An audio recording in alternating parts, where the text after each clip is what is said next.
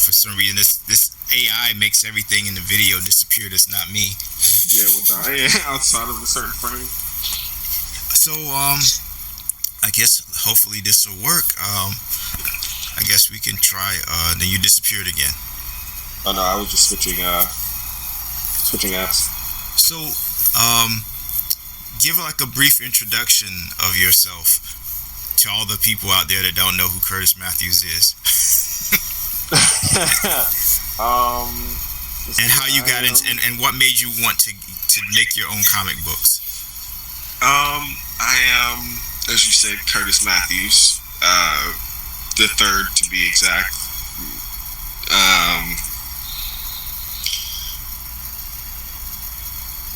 Let's see. I don't know what got me into comic books. My surroundings, my environment. I grew up around a lot of artists and a lot of individuals that had so much talent in just with their creative minds, and saw so much life in media and found so much safety in media.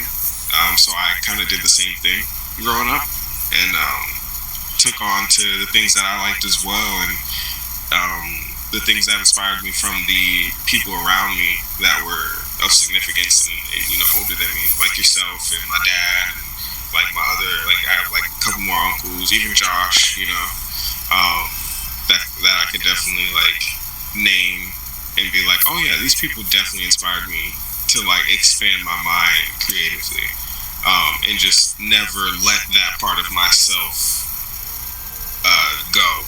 Like, don't ever let it go. Like, that's all you guys ever taught me was don't ever let it go. And everything that I've seen you guys do in life, all it ever told me was never let it go. Just keep trying, keep doing it. And it always motivated. I don't even think I've told you that. It always motivated me to keep doing everything that I'm doing. Whether I was talking to you, whether I was talking to Josh, growing up talking to my dad, and just showing him my drawings as a kid, and him doing something like I always tell the story. I was telling the story recently too. Like I drew a Pokemon one time. I drew Suicune, and I showed my dad the drawing when I was a kid, and he took that drawing and he took the card that I was drawing, or the picture and the reference that I was drawing from, and then sat on the couch, and like for a good I couldn't even tell you how much time passed, but I remember in that same sitting he drew this picture. And he showed me what he did, and it was Suicune, hyper realistic. It was the same drawing that I did of a cartoon drawing that was already, done. He hyper realized the drawing with all the texture, the hair, every pencil stroke, every shade mark that he did with his own fingers. It was great. Like, it blew my mind as a kid. I was like, how do you do that? Like, how did you just? Because I would always see him like. My dad would just draw paintings. I didn't know he could draw. I didn't know that. I never saw any of his artwork. Insane. Oh my god, my dad's artwork was insane. I wish I still had some of his stuff. You don't have any of his artwork? It's probably at my aunt's house. It's probably with my aunt and like with my like. There's probably a lot of like stuff just like in people's storage in my family that is like I have to go find it. Like I know my aunt said something about a sketchbook. I want to see if she has that sketchbook. That one drawing, insane artist, bro. I would have that. That one drawing should be like, that would be like on my wall, like. Yeah, I wish I still had that, man. I should have like. We've moved around so much as kids too. Like when I was a kid, we moved around a lot.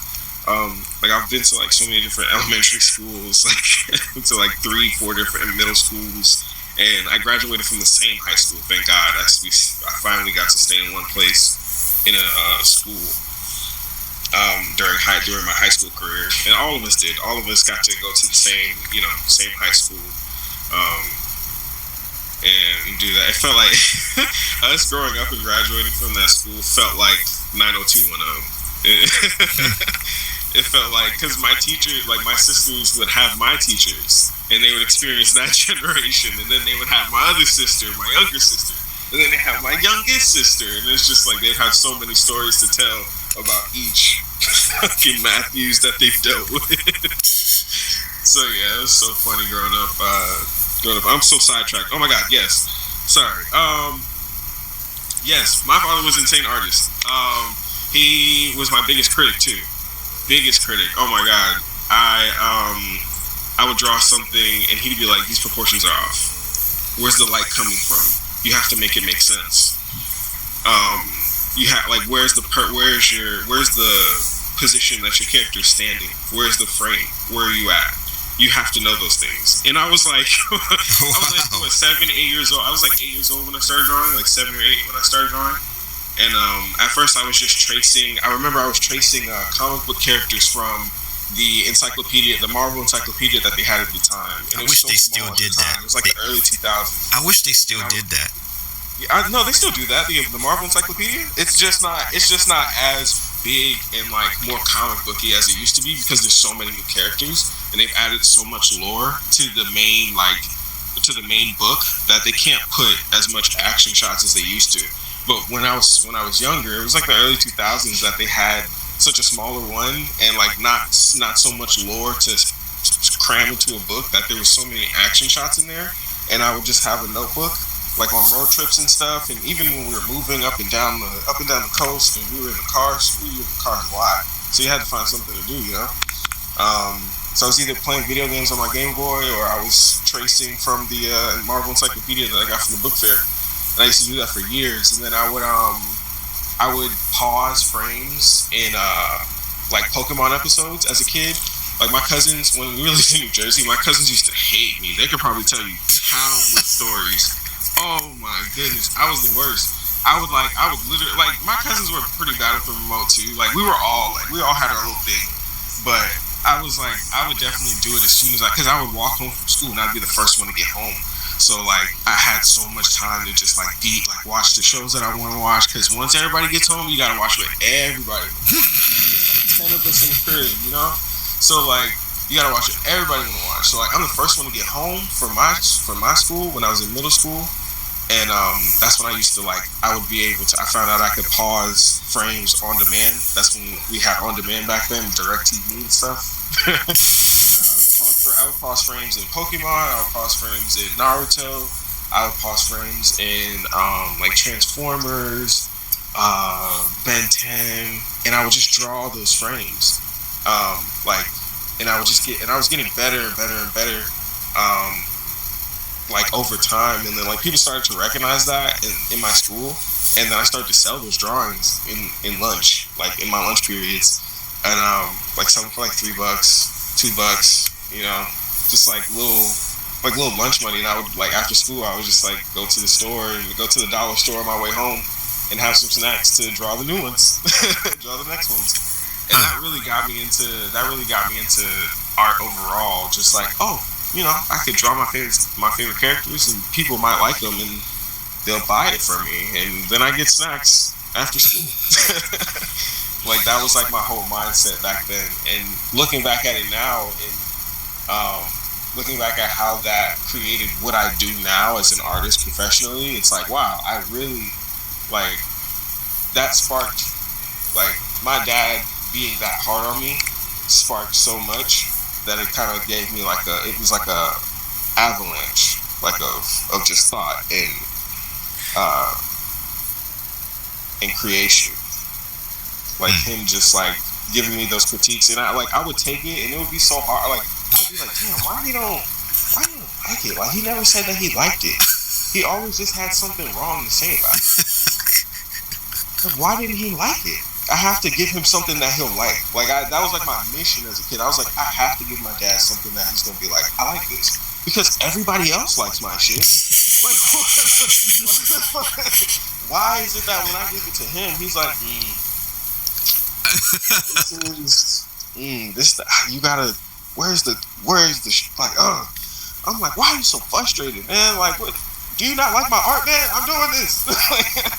It's just like, it frustrated me that he was like trying to find something wrong with it. I'm definitely sure there was times when he gave me my props, but the things that I remember and that stuck with me was definitely the times when he was like, you should change this, you should do this, and then I would do that, and then he would be like, okay, now you should do this, and I was like, and I would do that, and he's like, okay, and then he would just like give me other, like, as I would come with better drawings and stuff. Even my uncle Raymond, like, I would go and show him, because like I would show my dad. He would give me a critique. I'd go upstairs, show my Uncle Raymond, be like, "Uncle Raymond, you look at this," because he used to draw too. He still draws probably, but he used to draw too when we were younger. And he's like, "You showed your dad. He said to do this." He's like, "Yeah." He's like, "All right, let me show you how to do it." He would actually show me how to do it. My dad would just tell me to do it, and then my Uncle Raymond would show me how to do it. Like, he showed me how to shade with my fingers when I didn't have a blending stump. And then he taught me what a blending stump was and how to get the directional. And he was like, "Here, like when he was like, what else did he tell you?" He was like, I was like, "Oh, he said I gotta make the sunlight make sense. What does that mean?" He's like, "Oh, okay, your point of view. Like, you gotta see where." Like, he's like, draw like a little.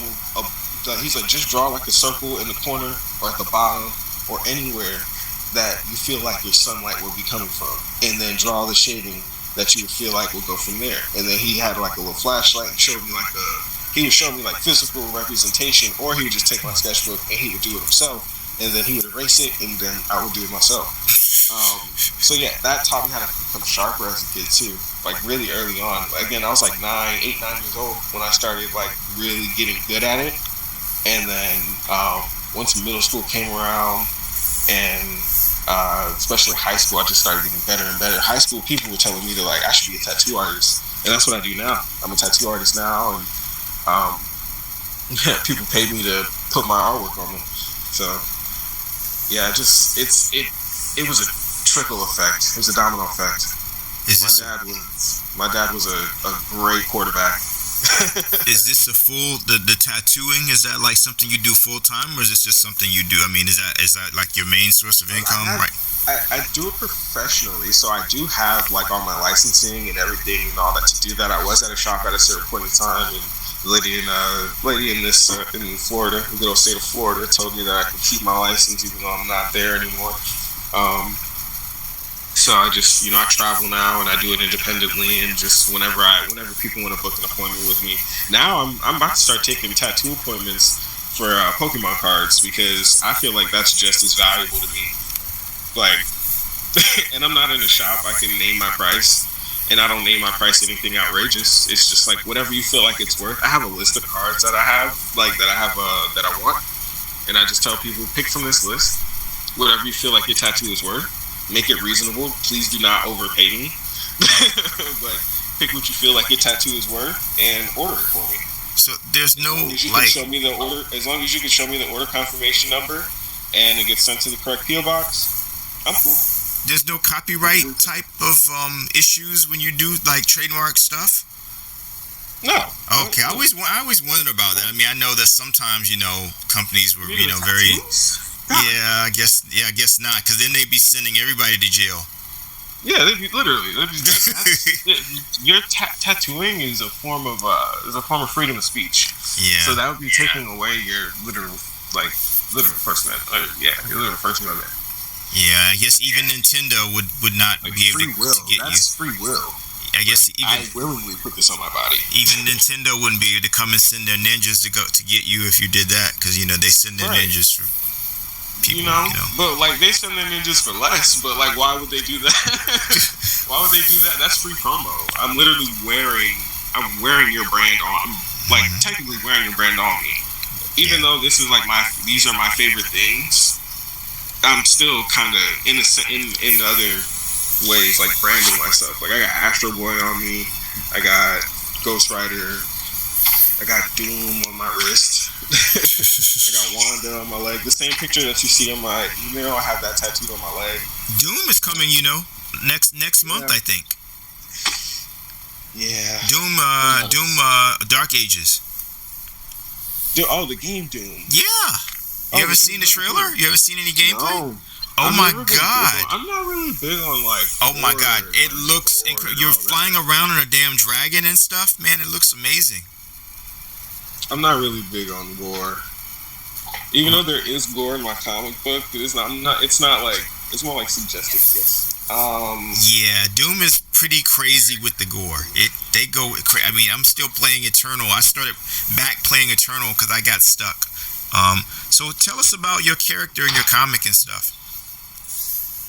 So my character's name is Spade.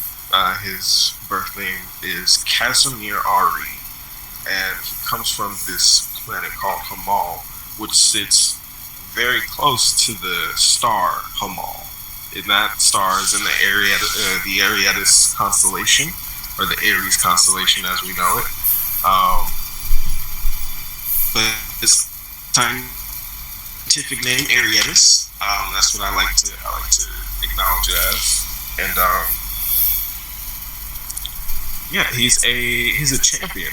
And champions in this world, or in this atmosphere, are held in really high regard because they are like, top of the line, top tier, this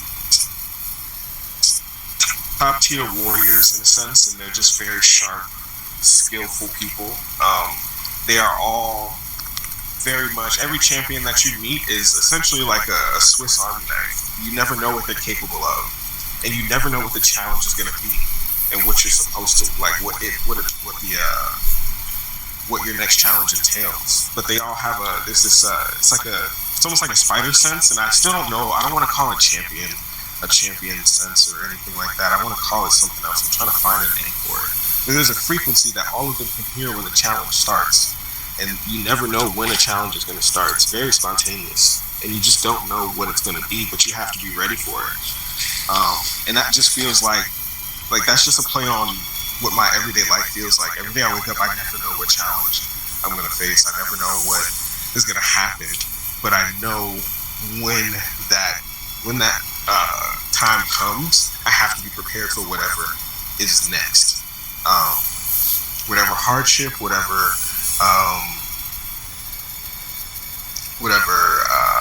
like mission, goal, incentive, just, you go to work and you gotta get 10 applications done. Like that's a challenge, and it's such a challenge to get just 5 done, and you got the goal of getting 10. Something like that. Just anything could be a challenge. A game of chess with an old man in a park. That's a mental challenge. I saw like a very vicious game of chess recently on the internet where it was just like this old man that was antagonizing this woman, and she whooped his ass in chess. That was a challenge for her. You see her after the fact, and she's like shaking, but she won. She's a champion. That's a champion right there, dude. That guy was vicious. He was talking shit. He was just like really mean and nasty, and just like, like you're a weird old man, Like, why are you coming to the park antagonizing this lady? She's just out here trying to have a good time with the community, taking time out of her day. She's a champion chess player, and people, treat her like that in public. It's crazy, That's a challenge, though. That's a challenge. That's a hardship that you gotta face. That's a thing that you gotta overcome. So that's basically what like the story entails. You just never know what's gonna happen. It's like a Jedi sense, or like everything is like a Jedi test. Every challenge is a Jedi test, and every champion has X amount of challenges under their belt. They have a record. So what's the end game? I mean, what's the You don't know what's gonna happen. You don't know what's gonna happen when you lose that challenge. You really don't. That could be just like, it could just be like it's like a, actually no, not that you don't know. It's more like it's frowned upon. It's frowned upon to lose, and it's kind of like a dishonor to your family kind of situation. And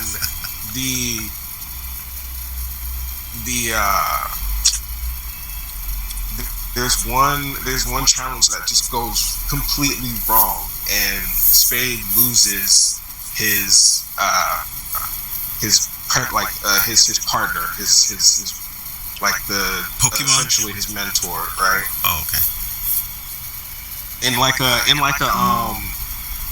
have you seen Big Hero 6? Yeah, the guy, he bonds with the guy, shares his power. I've only got I think I'm on the second episode, I think. Big Hero 6? Oh, wait a minute. No, Baymax and... Oh, yeah, I saw the movie. I've seen the movie, and I used to read the comic book back in the day. Yeah. So it's like a hero situation where how he lost his brother, and that was like the guy, he was supposed to be what Hero was. Yeah. That was supposed to be him.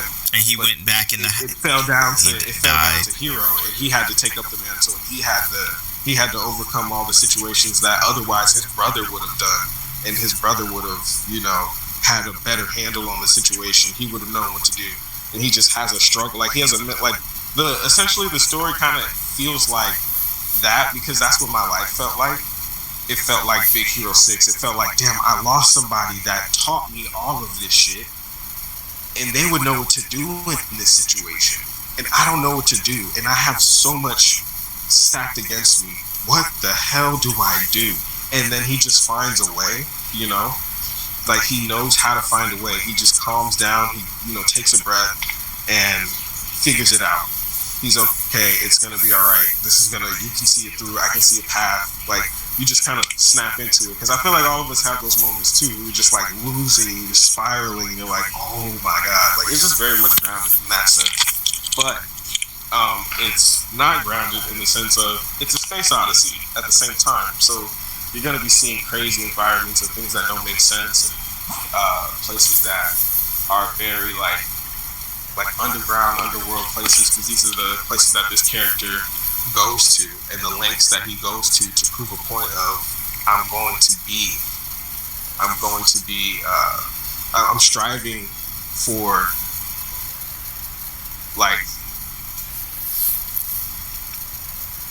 like my main goal is like I want to be I want to be considered one of the best Renaissance people that have been able to do this thing, just be able to create in this world that we live in. I want to be amongst those people that I look up to, like everybody that I look up to, because all of you guys have been right. You can do whatever you want. You can create and just create a world of whatever you wanted to do. Everybody's been right, and I want to show everybody that y'all were fucking right. This is dope. Like, you can do this. You got any artwork? Really you got any artwork? You got any? Yeah, I do.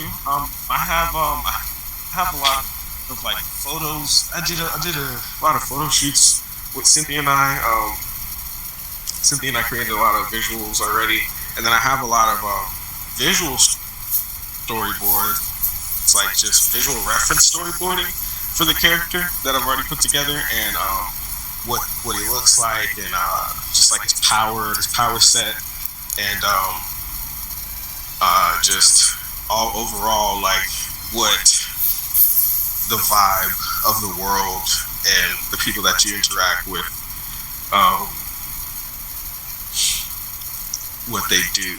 Can we see some of that? What their functions are. Yeah. How can I share that? Let me see. You have hold it up. I have a whole Pinterest board. I have a whole Pinterest board. If I could share my screen. Oh, I can share my screen. Share screen. Also, share devices audio. That's fine. Gmail, start broadcast. Let's see. Let's go to Pinterest. Share my screen. I need to find car keys. That's what I've been like walking around doing. I've been looking for car keys so I can give it to you. Let me do that real quick while I'm sharing my screen. Let me get here first. There we go. Ariada's Spade. It's like a visual reference board of what the character looks like and what he does and how he feels, what he interacts with directly. That's all your stuff? No, these are all just references I pulled off the internet. Oh, okay. I was like, wait a minute now. So that looks like my original stuff. So here, I'll show you my Instagram in a sec. I'm still looking for the keys. Give me a sec. I'm sorry. I can't find my bag. That's what it is. Where's my bag? Oh, camo bag. Yeah. Let me just keep scrolling while I walk around and... Oh, there it is.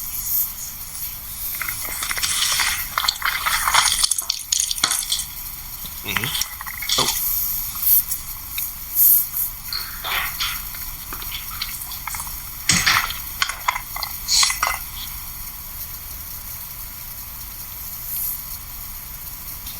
Yeah, if there's anything you want me to, can you see?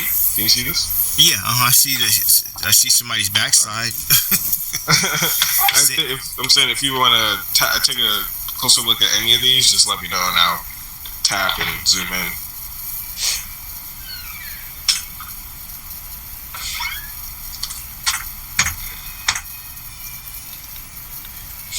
Okay, found the keys, and now I'm back outside, rested.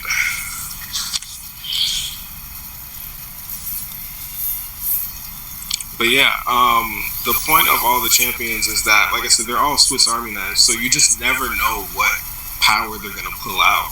Like everyone has, like every champion has, like are tapped into just a wellspring of just power, and it's really just up to their imagination. And champions all like it's almost like an X gene kind of thing.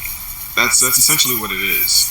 Like it's a mutant gift, but they're from a different, like their mutant gene is like stardust, like stardust bound to DNA, and it created this genetic coding that could cause an awakening in people, and they will be limitlessly tapped into just a wellspring of power, and it's really just up to them how much they're able to handle. It's really up to you and your mind and your willpower at the end of the day. How strong are you to be the strongest? Because that wellspring can give you all the power you need, but how strong are you? How strong do you want to be? Oh, this is one of my original images. This is a photo that me and Cynthia took. Oh, I think you showed me that. I think you showed me that before when I was there. You showed me that where you jumped up in the air, and she was able to get it. Yeah, I just jumped off a crate. But then I like the original picture. It was like a what you call it? Like all these trees in the background, power lines and stuff, and I had to go on Photoshop and erase all of that. Like I didn't even AI it. I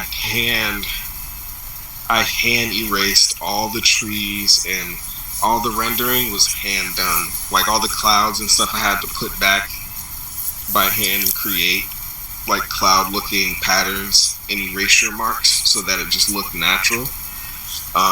It was very meticulous. Now there's AI that can do that. We did this like a few years ago before that feature was on Photoshop. But now you can just Photoshop it out. You can just AI it out now. It's just that fucking easy. How many issues have you got done? I don't have any issues done at all, actually. Really? There has been so many things in life that has been like holding me back from putting this whole thing together. I've been going through a lot, you know. It's just like, but this has always been my brainchild. Oh, this is the world.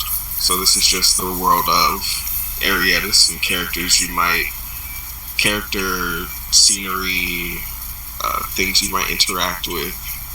You may or may not interact with. Just reference, essentially. So, are you looking to like? I mean, do you have like a projected deadline for when you want to put the book out, or like? I mean, I wanna put the book out. I think I want to put the book out probably like April of next year. I feel like that's a good enough time for me to get like a full run done and able to be like published and produced, like written. Like I can get a whole run written and like storyboarded and drawn up within a year. I feel like giving myself a year to do that would be great, and the funding. Like I can give myself a year to get the funding for that too. Well, and I feel like I'd be in a good space. Do Kickstarter or crowd or Indiegogo, you shouldn't have to. It shouldn't take you that long to raise it. I mean, how many copies? Yeah. I mean, we've already like the team that I've been working with. And the reason why I've been talking about this more and I've been so active on this idea a lot more is because my team around me is definitely that's what I was missing. It wasn't even that I was missing how to get it funded and how to get the things kickstarted. I know all the platforms that I can do that on for sure. To get the crowdfunding for it and just get an idea and film a video and just exactly what we're doing essentially. I knew how easy it was to do it, but having the team of people to kind of also rally around me was something that I was missing, and it took me a few years to really get around that environment of people. Like now I'm with a bunch of Full Sail grads. Like all of these kids went to Full Sail. All these guys went to Full Sail. Yeah, that's a pretty well known school for a lot of people who work on video games and movie special effects. Yeah, and all of them have done music, either music production, production management, as far live production management. They've done visual arts, graphic arts, audio visual design, stuff like that. Like they're all very well, and they're all tapped into like a spider web of other people. So now it's just like I've been so in motion now that like, oh my god, now I have what I need to get this project rolling and get this. That's why I'm like now I'm like I have to give myself a year to do it. Now that I have all the pieces and components that I felt as if I was missing. I'm getting once I get my tax return, I'm putting a lot of that money to the side so that I can buy my LLC upright and start a sole proprietorship so that I can start getting even funding like that, because there's a lot of business grants that I could apply for, but there's just information that I don't have because I don't have an LLC yet. So as soon as I get that done, like I can get reimbursed for the money that I spend on all of that too, just off of the fact that now that I'm with the company that I'm with, as far as DJing and executive producing, like they've been teaching me how to get all that stuff off the ground, and I've been learning that too. But like there's people now just sitting with me and doing that with me. Like we were sitting in a cafe for a few hours and like actually doing somebody to be with me to help me like walk me through that process and stuff, instead of me just like watching a internet tutorial on YouTube and stuff. Now I have people that are just like willing to put in time to be around, or not even put in time to be around, not even say it like that, but just like that are like here and like willing to be around and just like help me with those things and just be persistent with, hey, did you do this? Hey, did you do that? I'm like, okay, yeah. Like accountability part. I have more accountability partners now, like actively in my life. So it's keeping me more on my toes, and everybody has their visions that they're trying to put together. So it's